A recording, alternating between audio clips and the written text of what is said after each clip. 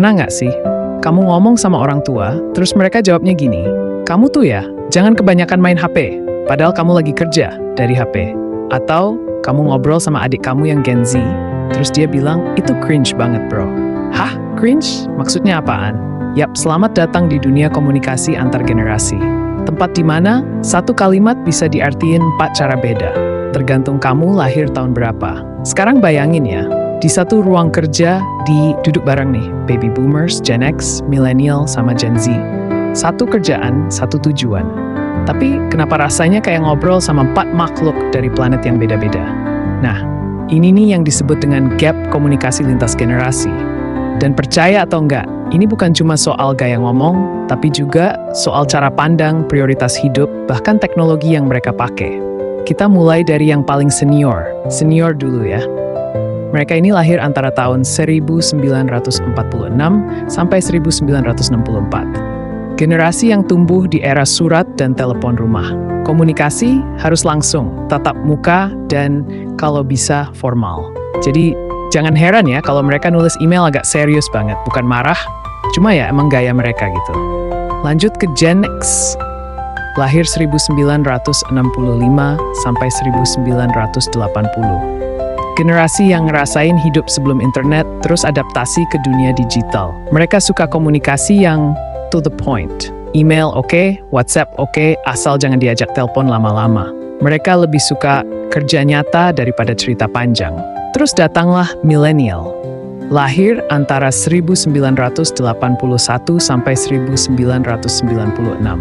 Generasi multitasking sejati. Tumbuh bareng internet awal, mulai kenal media sosial dari Friendster, terus Facebook. Cara komunikasinya santai, fleksibel, dan penuh emoji. Tapi jangan salah, mereka juga haus akan transparansi. Mereka butuh feedback. Kalau nggak dikabarin bisa dibilang ghosting, bukan salah paham. Dan terakhir, Gen Z lahir 1997 ke atas. Digital native sejati. Ngomong pakai meme, chat penuh singkatan, dan kadang obrolan mereka tuh absurd tapi relate banget.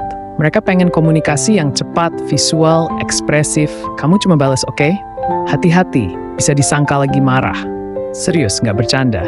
Jadi wajar kan kalau akhirnya sering banget terjadi miskomunikasi antar generasi. Tapi ini bukan akhir dunia bro. Bukan berarti kita nggak bisa nyambung. Justru kalau kita ngerti pola pikir dan gaya komunikasi tiap generasi, hubungan bisa jauh lebih sehat. Di kantor, di rumah, bahkan di tongkrongan. Contohnya nih, baby boomers suka yang formal. Oke, coba pas ngajak diskusi, mulai dengan struktur jelas. Gen Z suka visual, coba kirim infografis atau video singkat. Jangan cuma teks panjang doang.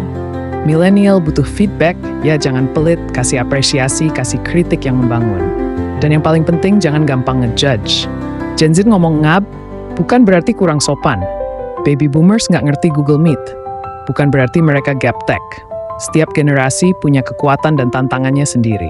Kalau kita bisa saling melengkapi, bukan saling nyalahin, komunikasi bukan cuma lancar, tapi juga bikin koneksi yang dalam.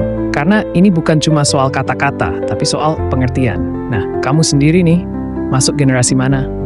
Pernah ngalamin gap komunikasi yang bikin gregetan? Tulis di kolom komentar ya. Dan jangan lupa like dan subscribe biar gak ketinggalan video-video seru tentang komunikasi, psikologi, dan hubungan sosial. Terima kasih, sampai jumpa di video berikutnya.